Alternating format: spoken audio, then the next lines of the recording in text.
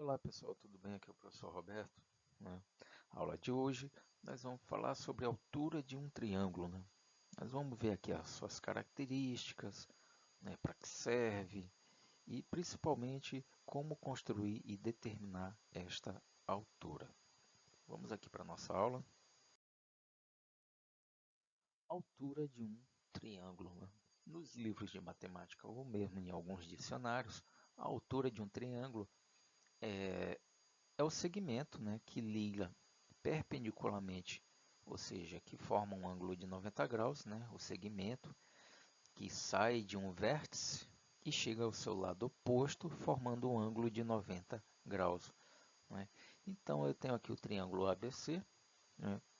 Eu vou pegar o lado C como exemplo de vértice, e a partir desse ângulo C, nós vamos transformar um segmento, né, que encontra o seu lado oposto, no caso ali onde forma o ponto H, e neste ponto H, ao encostar, né, o segmento de reta com o lado AB, ele vai formar um ângulo de 90 graus. Né? E toda vez que isso acontece, então esse segmento de reta ele vai ser a nossa altura. Né? No caso aqui, o triângulo ABC tem altura igual ao segmento de reta, né? Que nesse caso ele é o segmento CH. Tá? Porém, todo triângulo tem três vértices, né? E com isso nós conseguimos encontrar então três alturas. Né? Vamos pegar esse triângulo ABC e vamos encontrar essas três alturas. Tá? Como eu já mostrei para vocês, a altura CH, né, que sai do vértice C e chega ao seu lado oposto, né, que no caso o lado AB.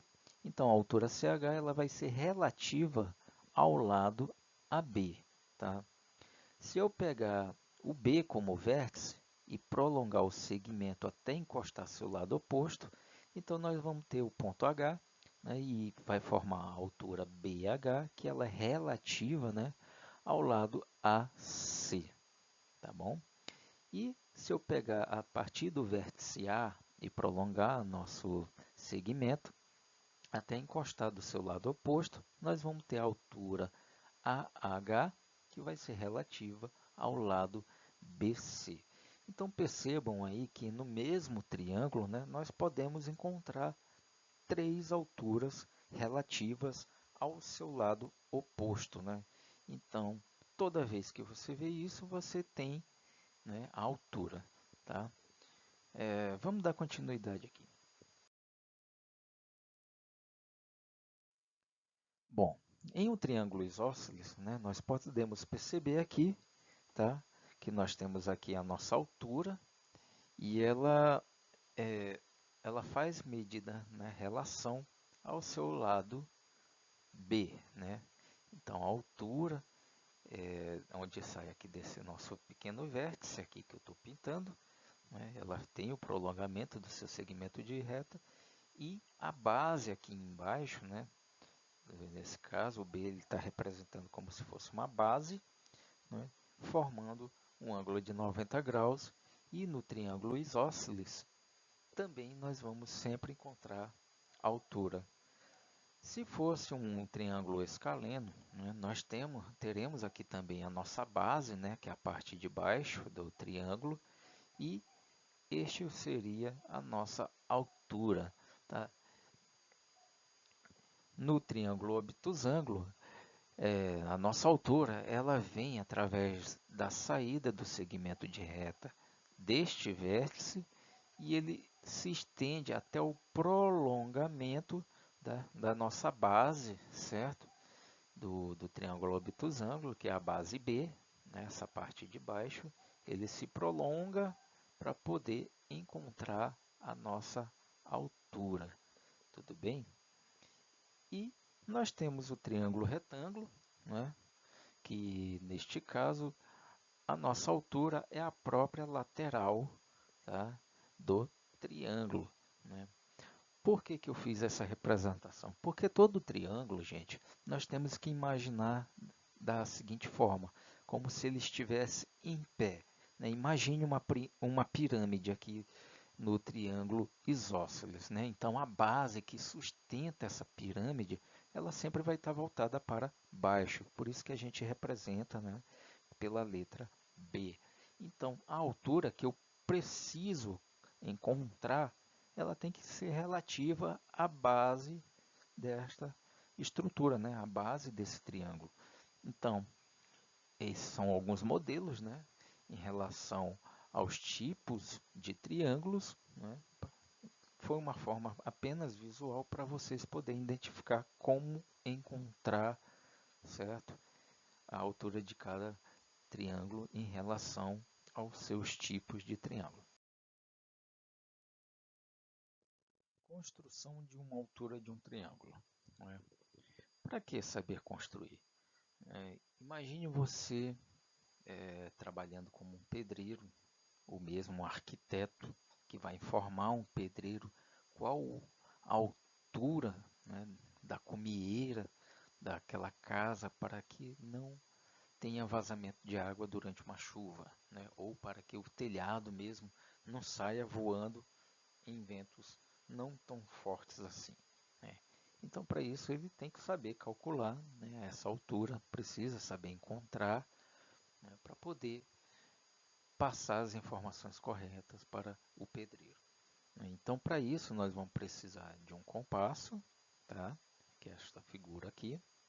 Observe que no nosso compasso, né, nós temos a pontinha da nossa agulha, tá?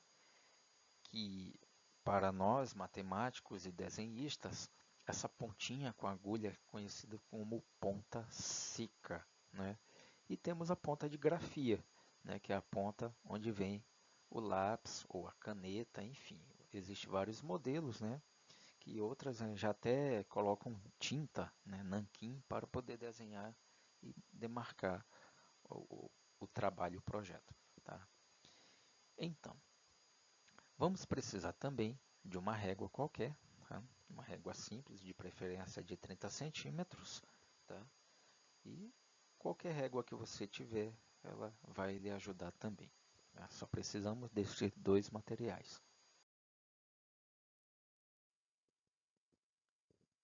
Nós temos aqui um triângulo ABC, né? E o primeiro passo para encontrar a altura de um triângulo, né, é traçar uma reta auxiliar em um dos lados deste triângulo.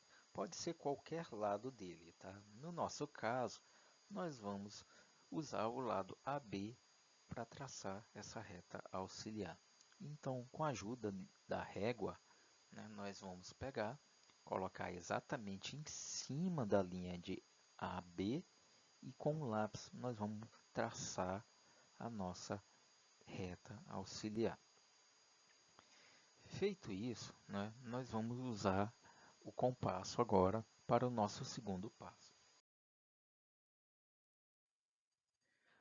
O nosso segundo passo, ele diz o seguinte: com o uso, né, do compasso no ângulo C, nós vamos traçar um arco, né, ou seja, a metade de uma circunferência, o arco, você já conhece, né, que cruze a reta auxiliar nos pontos M e N, ou seja, com o compasso nós vamos fazer duas marcações em cima da reta auxiliar e essas marcações será o ponto M e N. Então eu tenho aqui o nosso compasso, tá, com a ponta da agulha, a ponta seca, né, conhecida, e com um pequeno giro já foi marcado o ponto M, né, que é o cruzamento entre esse pequeno arco, tá? Ele é o cruzamento entre a nossa reta auxiliar, marcando o ponto M. Girando lentamente para não tirar a ponta seca do ângulo C, nós vamos marcar o ponto N. Bom, marcamos então o ponto N, né, e podemos então passar para o nosso terceiro passo. O terceiro passo, nós vamos traçar dois pequenos arcos, tá, na mesma abertura, com os centros em M e N para obter o ponto P. Então a ponta da nossa agulha agora ela vai parar sobre o ponto M, certo? Exatamente em cima do ponto M, e com um pequeno giro nós vamos marcar esse pequeno arco, né? Mais ou menos a metade da distância ali entre o lado AB. Vamos mudar agora a nossa agulha para o ponto N e marcar o nosso pequeno arco, né? E localizar o ponto P, que é o cruzamento entre os dois pequenos arcos.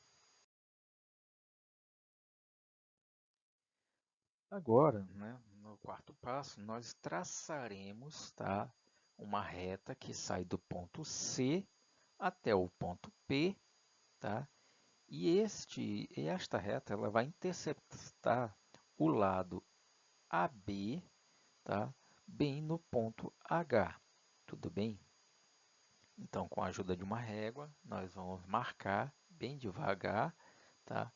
Uma reta que sai do ponto P, né, até o ponto C, e ao cruzar o lado AB, nós encontraremos o nosso ponto H e, por curiosidade, né, quem percebeu, este cruzamento entre as duas retas que nós criamos, ele forma um ângulo exatamente de 90 graus, tá?